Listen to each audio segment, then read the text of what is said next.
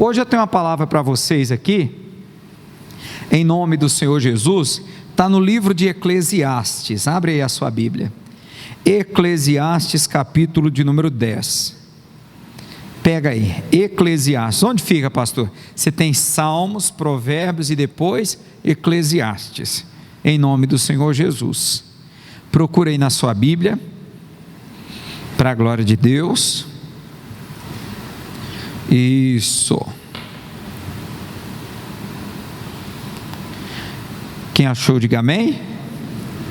Está escrito assim, Eclesiastes, capítulo de número 10, o versículo também é o 10. Se estiver embotado o ferro, e não se afiar o corte, então se deve pôr mais forças. Vamos ler juntos? Se estiver embotado o ferro, e não se afiar o corte, então se deve pôr mais forças. Mas a sabedoria é excelente para dirigir, para guiar. Amém? Diga glória a Deus. Põe a mão no seu coração, vamos fazer uma oração. Querido Pai, em nome de Jesus nós te pedimos nessa noite, fala conosco, abre o nosso entendimento, que esta palavra, meu Deus, venha nos fazer crescer, que esta palavra venha aumentar a nossa fé e a nossa sabedoria, que o Senhor possa derramar sobre nós a tua graça, nós te pedimos em nome de Jesus. Diga glória a Deus. Ele disse que se o ferro estiver embotado e não se afiar o corte, então se deve pôr mais força. O que significa embotado? É o que nós chamamos de cego. A faca está cega, o machado está cego, a tesoura está cega. Então vamos entender aqui algumas coisas. Imagine um açougueiro com uma fila de gente querendo comprar carne. Se a faca dele estiver embotada, ou melhor, cega, ele demorará muito tempo para atender a todos, e talvez muitos, por não ter paciência de ficar ali esperando tanto tempo, irão embora sem lhe comprar. Você já imaginou? Quem já experimentou cortar uma carne com a faca cega? Corta, ô negócio chato. Irmão, já viu aqueles pedaços de carne de boi que vem tipo uma pelanca assim, e a faca fica deslizando e não corta? Você fica irritado, fica ou não fica? Já pensou um frango, tenta cortar a coxa do frango ali, não vai. Você imagina um açougueiro trabalhando com a faca cega, uma fila de gente querendo carne, e a faca rasga, mas não corta, rasga, mas não corta. Tanto ele vai ter que pôr mais força, ele vai se irritar, ele vai ficar, nervoso ali, porque não consegue atender todo mundo, e aquelas pessoas que não tiverem muita paciência de esperar, o que elas farão? Elas irão embora. Pensa junto comigo, veja, pelo fato de a faca estar cega, ele terá que colocar mais força, gastará mais tempo, e o serviço não renderá. Imagine você, dona de casa, tentando cortar um frango com uma faca sem corte. Isso fará com que você fique irritada, afetando todo o seu trabalho ali na cozinha. Imagine uma costureira tentando cortar um tecido para fazer uma roupa com a tesoura cega. Irmãos, fica assim, não corta. Você já viu como é com a tesoura amolada? Você já viu umas que desliza assim, desliza pelo tecido e corta. Você imagina um cabeleireiro tentando cortar um cabelo com a tesoura cega, irmão. Uma manicure tentando fazer unha com um alicate cego. Quem está conseguindo compreender onde Deus quer nos levar? Pastor, o que isso tem a ver com a minha vida espiritual? Quando o ferro não é afiado, a força terá que ser dobrada, o tempo gasto terá que ser dobrado. Muitas pessoas não gostam de perder tempo, mas nesse caso, o tempo gasto tentando cortar a carne com uma faca cega é maior do que o tempo que levaria para afiar a faca. Tem gente que não gosta de perder tempo. Não vou perder tempo afiando a faca não, eu vou logo aqui tentar vai pôr mais força, vai demorar mais, o serviço não vai render. Não era melhor gastar um tempinho tentando amolar a faca? Quem está entendendo? Não era melhor gastar um tempinho? Já pensou? Com a faca amolada a gente passa assim, ó, a carne vem. Quem já tirou bife assim, é bom, né, com a faca amolada? Mas tem gente que não quer perder tempo amolando a faca. Tem gente que prefere ficar ali botando força, prefere ficar passando raiva, do que gastar um tempinho amolando a faca. Eu não estou entendendo nada, pastor. Onde o Senhor quer nos levar? O que isso tem a ver com a nossa vida espiritual? Muito. Quando a nossa vida espiritual não está afiada, quando estamos embotados espiritualmente, cegos, sem ler a palavra, sem vir à igreja, sem oração, sem jejum, o trabalho para se conseguir uma bênção é muito maior. Pensa junto comigo aqui, pensa comigo. 2 irmãos, um, que é você, está sempre na igreja, você vem regularmente, você lê a Bíblia em casa, você ora, você jejuma, você toma Santa Ceia, você dizima, você oferta, você está sempre orando a Deus pedindo perdão pelos pecados. O que você está fazendo? Você está afiando o seu espírito, a sua alma, você está preparando a sua vida espiritual para a guerra, para cortar o mal pela raiz. Agora você imagina um irmão que só vem na igreja uma vez por mês. Tem gente assim? Tem. Tem gente que só aparece na igreja na Santa Ceia, uma vez por mês na igreja. Eu não sei o que a pessoa faz um mês longe da igreja, eu não entendo, eu não consigo compreender. Quando eu vou passear na casa da minha mãe lá no Piauí, eu fico doido. Por quê? Porque os meus irmãos ainda não são convertidos. Aí assiste um programa daqui, é uma música de lá, e o outro bebe, o outro fala, e sabe, é um ambiente onde eu não tenho, como é que eu posso falar para você? Eu não tenho a mesma presença espiritual que eu tenho na minha casa, aqui na igreja. Eu estou todo dia na igreja. Eu fico imaginando uma pessoa que passa um mês sem vir na igreja. Lá na empresa ninguém é convertido, lá na empresa um joga piada, outro fala mal, outro briga, música do mundo. Como é que a pessoa aguenta ficar um mês sem a igreja? Pastor, qual é o problema disso? Essa pessoa que passa um mês longe da igreja, ela está cega espiritual, não tem corte. Na hora que o diabo lançar a luta contra esse aqui está afiado, ele vai dar só uma machadada, ó, pá, e vai cortar o mal.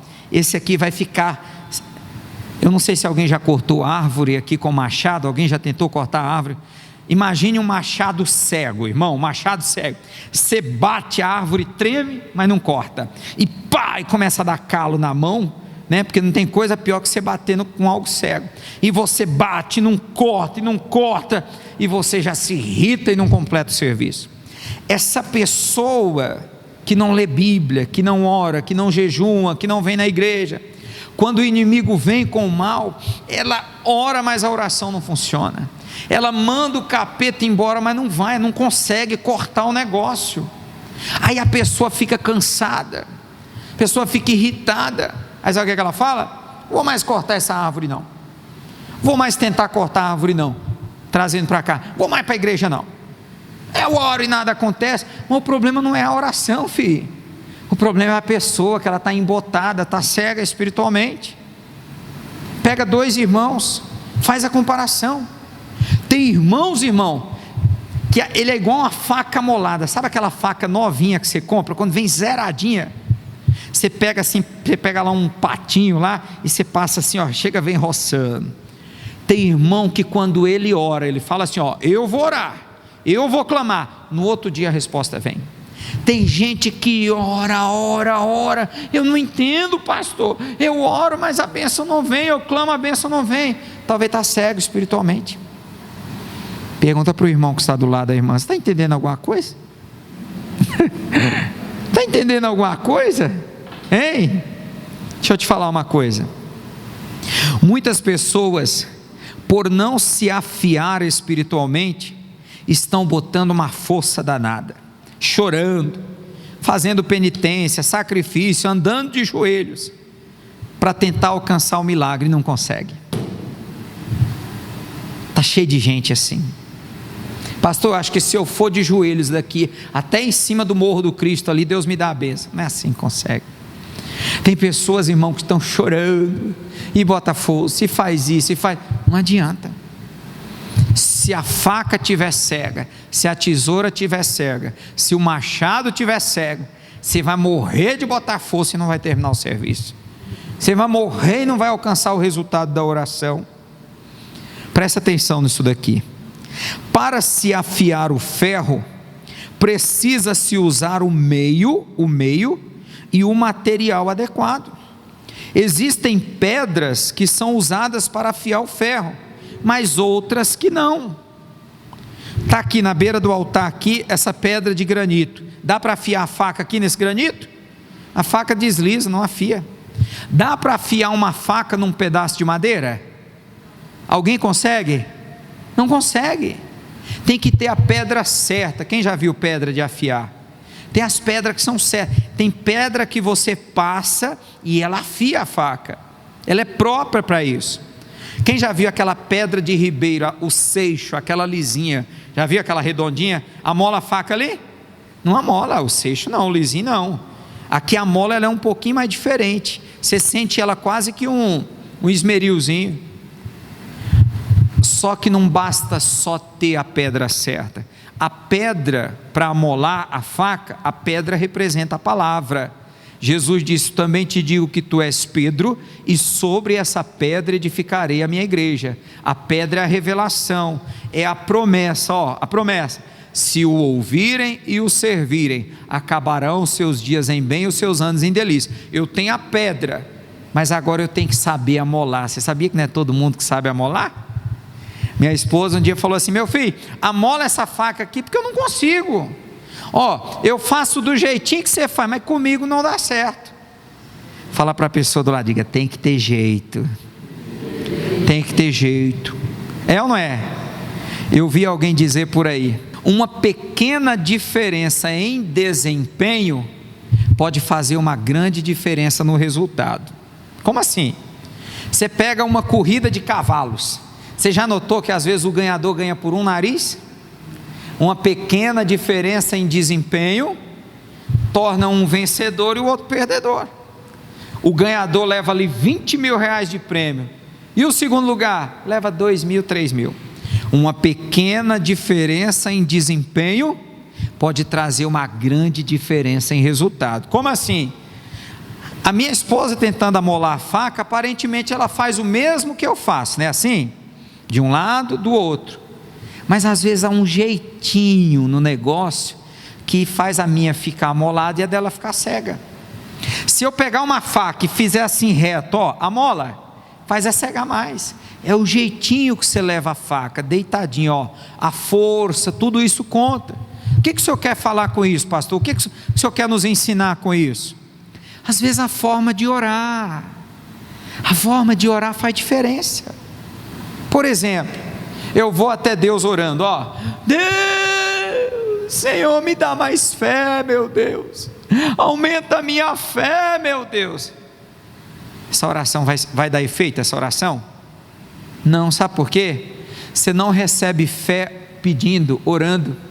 A fé vem quando a fé vem pelo ouvir, pelo ler a palavra de Deus. Tem gente que está orando pedindo fé, não está conseguindo amolar, não está cortando, não está funcionando. Quer ver outra oração que muitos fazem e às vezes não dá efeito? A pessoa vai orar: Deus, me cura, Senhor, me cura, Senhor. Ai, pastor, e não pode orar pedindo a cura? Você pode orar, mas não é o jeito certo.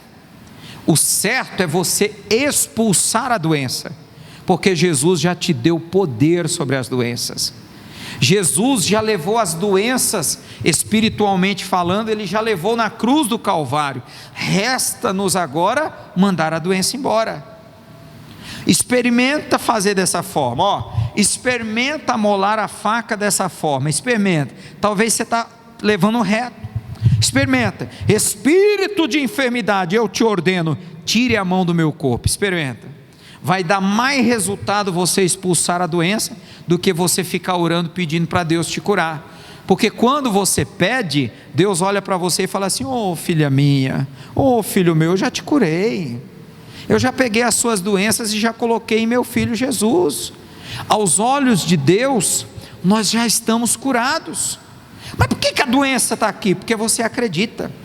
No dia que ao invés de acreditar na doença, você acreditar na cura, você vai perceber que a doença vai desaparecer.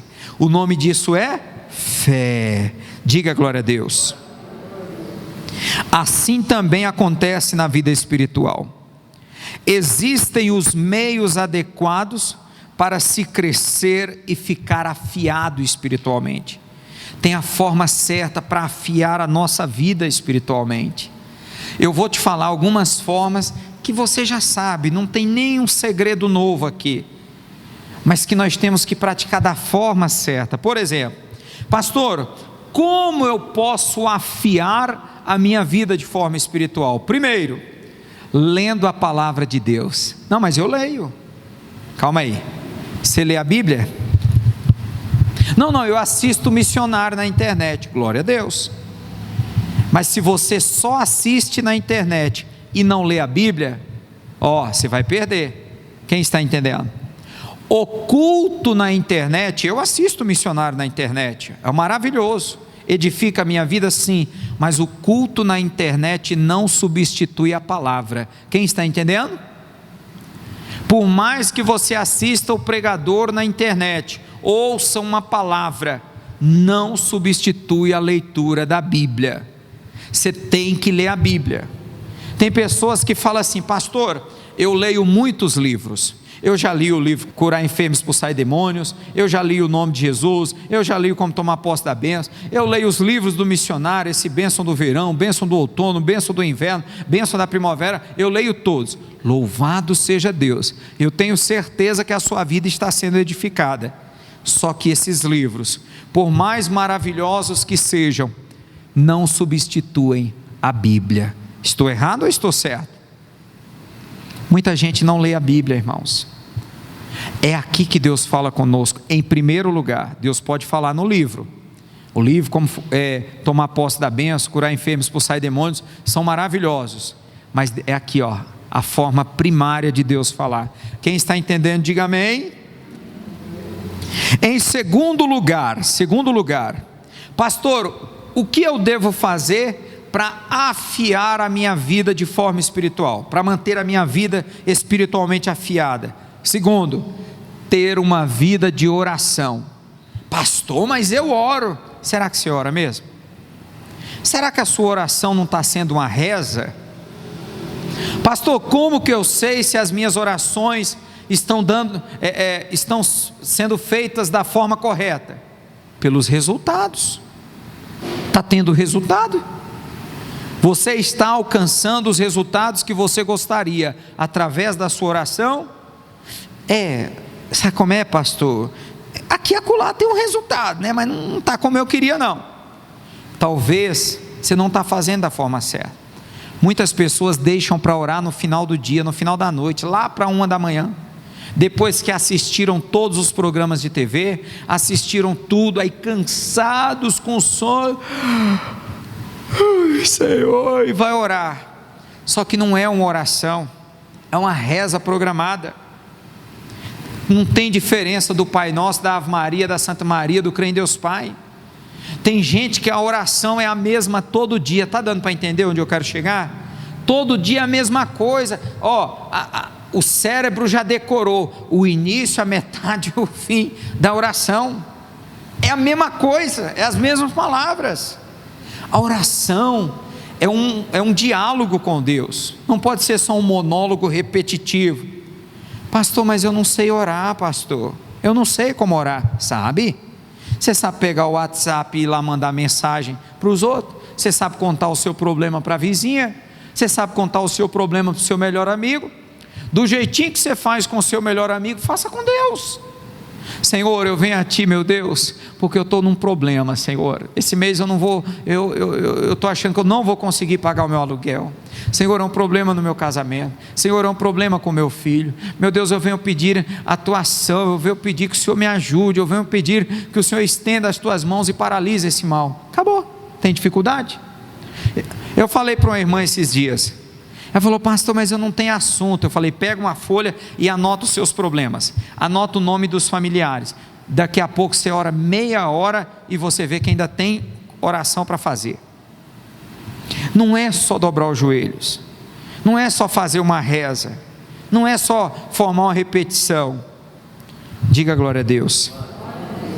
Em terceiro lugar, pastor, o que eu preciso fazer para manter a minha vida afiada espiritualmente? Terceiro lugar, frequentar a igreja. Depois que começou essa pandemia, o que tem de gente que não pisou mais na igreja? Vai no supermercado, não, mas lá é preciso, e a igreja não é precisa? Vai na farmácia, não, mas lá é uma necessidade, e a igreja não é uma necessidade? Vai no mercado, vai na farmácia, vai no hospital, vai no cabeleireiro, porque eu não acredito que a pessoa fica 6 meses sem cortar o cabelo. Não, pastor, mas ao invés de vir na igreja, eu estou participando da Santa Ceia pela televisão. É uma bênção, mas não substitui a igreja. Eu acho o seguinte: se você está no grupo de risco, se você está enfermo, se você não pode, está impossibilitado de sair de casa, é uma coisa. Mas se a pessoa não vem por, sei lá, por medo, me perdoe, por preguiça, sei lá, irmãos, por mais que nós oremos na nossa casa, por mais que nós leiamos na nossa casa a Bíblia, não é a mesma coisa da igreja. Na igreja é diferente, o louvor na igreja é diferente, a oração na igreja é diferente, tomar a Santa Ceia na igreja é diferente de tomar pela televisão.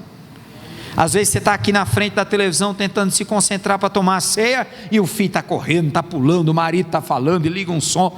A igreja é diferente, a unção, o louvor, a presença de Deus na igreja é diferente. É claro, pastor, eu não estou podendo ir na igreja, realmente eu não posso. Então a televisão é uma bênção nesse caso. Mas se a pessoa pode vir na igreja, eu falo para você: venha. Mas pastor, Jesus não tinha igrejas, Jesus pregava nos montes. Ele falou para Pedro: sobre esta pedra edificarei a minha igreja. Então ele é a favor da igreja.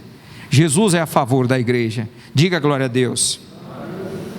Em quarto lugar, pastor, o que eu preciso fazer para manter a minha vida afiada espiritualmente? Quarto lugar, aceitar ser guiado, exortado e corrigido. Tem gente que não aceita uma exortação. O pastor falou algo que eu não gostei, não vou mais nessa igreja, eu vou procurar uma igreja onde o pastor seja bonzinho e não reclame comigo. Pai que não corrige os filhos está criando fracassados. Pai que tem medo de corrigir o filho é um fraco.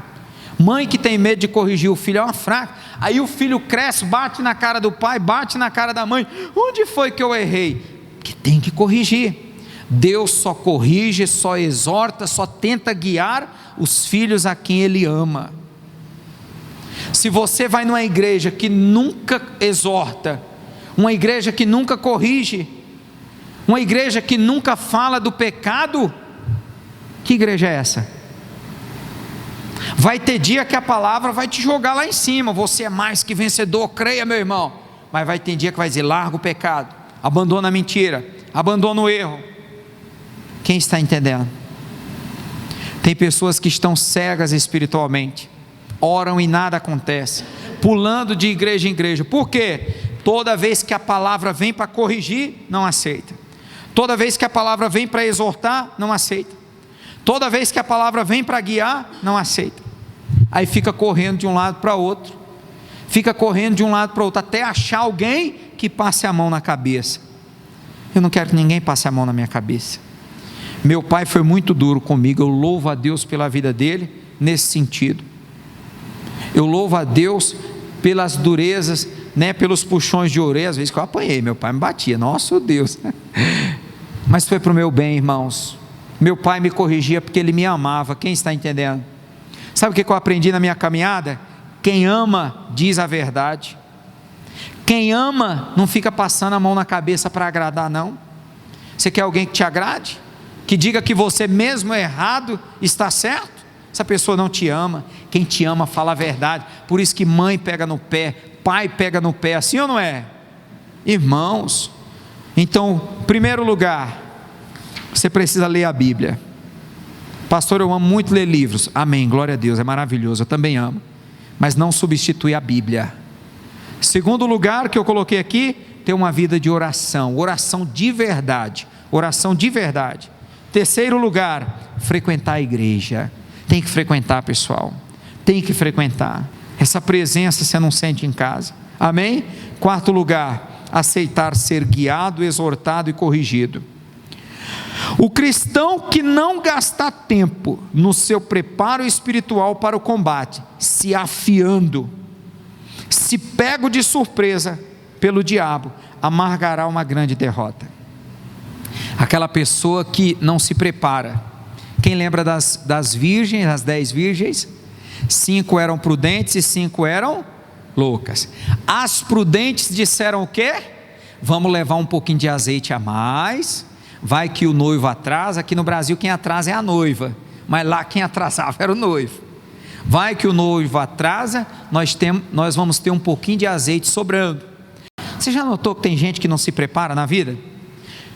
Sabe que vai ter uma prova daqui uns dias, não ora, não estuda, não medita, não se prepara, aí depois quer fazer oração a Deus, me ajuda a fazer a prova que não deu tempo eu estudar. Será que Deus é incoerente?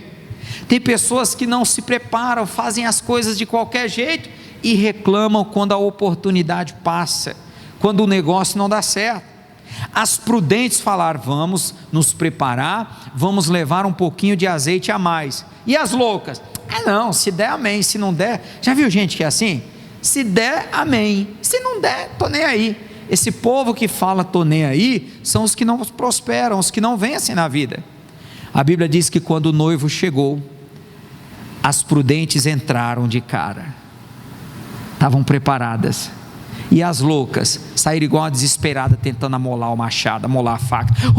Me arruma um pouquinho de azeite aí, ora por mim que eu tenho que passar nessa prova, me ajuda aí, e ficaram de fora, perderam a bênção. Se você não se afiar espiritualmente, se você não se preparar espiritualmente, quando o diabo vier para cima de você com a guerra, você vai orar, mas não vai acontecer nada. Se você não estiver preparado na hora da guerra, na hora da luta, você vai perder a batalha, você não se afiou. Você vai tentar cortar o mal pela raiz e não vai cortar, porque o gume vai estar cego. E eu deixo o último exemplo, eu oro com vocês. Quem ouviu falar no rei Salomão? Foi o único rei da Bíblia que não enfrentou nenhuma guerra. Nunca teve ninguém se levantando contra ele como guerra. Por quê, pastor? Porque o exército dele vivia preparado. O exército de Salomão era o melhor da época. Ninguém tinha coragem de atacar Salomão. Ninguém, todos os reinos e povos pagavam tributos para ele, mandavam presentes para ele, só para não ter problema com Salomão. Por quê? Porque o exército do camarada era bom. Mais ou menos como nos dias de hoje. Você vê a China piando, você vê a Coreia do Norte piando, mas ninguém tem coragem de enfrentar os Estados Unidos. Por quê? Porque o exército dos Estados Unidos está sempre afiado, está sempre preparado. Digo mais, o diabo não é tolo, irmãos. O diabo não é bobo, minhas irmãs. O diabo olha para uma pessoa e fala assim: o quê? Aquele irmão ali, ele vive jejuando, nossa, toda noite ele ora 1 hora, não mente, é um bom marido, é dizimista, vai na igreja, honra as autoridades, honra a sua igreja, honra o seu pastor. Não vou mexer com você não, vou mexer com o outro ali que não ora. Vou apontar para o Juninho não, porque o Juninho é um bom. Vou apontar para essa caixa de som. Vou pegar esse aqui que não ora, vou pegar esse aqui que não jejua, vou pegar esse aqui, vou dar um prejuízo financeiro para ele, porque ele não dizima, ele não oferta. Esse aqui não respeita a autoridade, não respeita pai, não respeita mãe, não respeita a igreja, não respeita o pastor. É esse que eu vou derrubar. Você acha que o diabo é burro? Você acha que o diabo é doido? Você acha que o diabo vai atacar uma pessoa que vive na oração? Você acha que o diabo vai atacar uma pessoa que tem uma faca molada? Aquela faca que faz uma pé. Acabou. O diabo não ataca esses. O diabo ataca quem a faca está cega, o machado está cego, quem está cego espiritualmente. O diabo não ataca quem tem comunhão com Deus, o diabo ataca quem anda longe de Deus. Quem está entendendo? O diabo não é bobo. Fica um conselho aqui para vocês nessa noite: afiem-se espiritualmente, afie a sua vida espiritual, e aí você vai ver que na hora que você precisar, você vai passar a foice, pá, só uma vez, já vai cortar. Então uma moladinha, ó, pá, já corta logo o mal pela raiz, ó, pá, pastor, eu fiz uma oração, eu fiz um jejum, eu levantei um clamor, e o mal se desfez. Quem está entendendo em nome de Jesus? Fica de pé e vamos fazer. Aplauda Jesus bem forte. Isso.